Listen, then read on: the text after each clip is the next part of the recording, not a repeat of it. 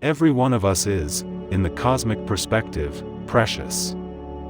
If a human disagrees with you, let him live. In 100 billion galaxies, you will not find another.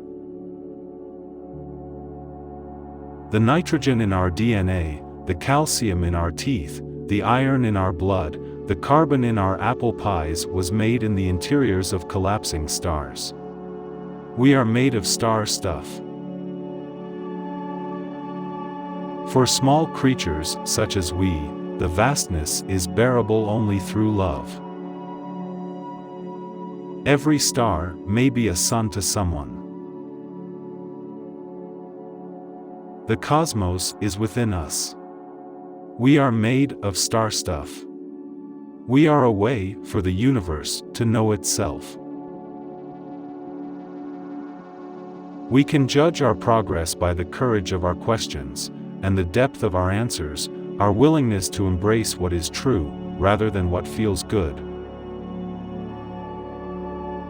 The truth may be puzzling. It may take some work to grapple with. It may be counterintuitive. It may contradict deeply held prejudices. It may not be consonant with what we desperately want to be true. But our preferences do not determine what's true. Science is an ongoing process. It never ends. There is no single ultimate truth to be achieved, after which all the scientists can retire. Our species needs, and deserves, a citizenry with minds wide awake and a basic understanding of how the world works. Science is a way of thinking much more than it is a body of knowledge.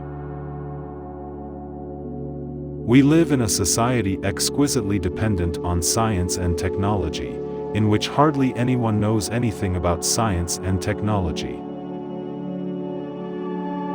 Science is not only compatible with spirituality, it is a profound source of spirituality. When we recognize our place in an immensity of light years and in the passage of ages, when we grasp the intricacy, beauty, and subtlety of life, then that soaring feeling, that sense of elation and humility combined, is surely spiritual. Who is more humble? The scientist who looks at the universe with an open mind, and accepts whatever the universe has to teach us, or somebody who says everything in this book must be considered the literal truth, and never mind the fallibility of all the human beings involved? In science it often happens that scientists say, "You know, that's a really good argument, my position is mistaken," and then they would actually change their minds, and you never hear that old view from them again. They really do it. It doesn't happen as often as it should, because scientists are human and change is sometimes painful.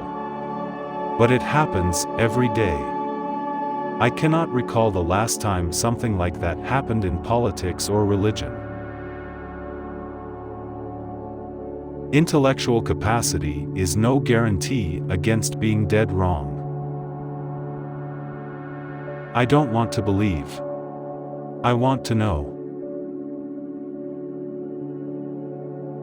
We hunger to understand, so we invent myths about how we imagine the world is constructed, and they are, of course, based upon what we know, which is ourselves and other animals. So we make up stories about how the world was hatched from a cosmic egg or created after the mating of cosmic deities, or by some fiat of a powerful being. Today, we're still loaded down, and, to some extent, embarrassed, by ancient myths, but we respect them as part of the same impulse that has led to the modern, scientific kind of myth.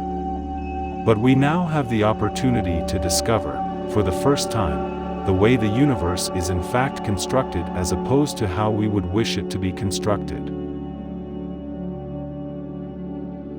Extinction is the rule. Survival is the exception. Extraordinary claims require extraordinary evidence. Absence of evidence is not evidence of absence. Imagination will often carry us to worlds that never were, but without it we go nowhere.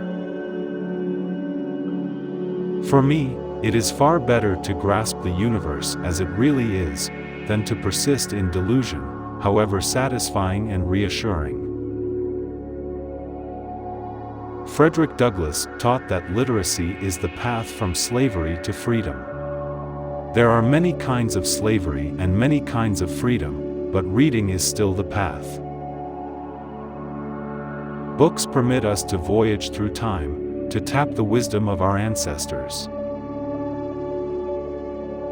We've arranged a society based on science and technology, in which nobody understands anything about science and technology. And this combustible mixture of ignorance and power, sooner or later, is going to blow up in our faces.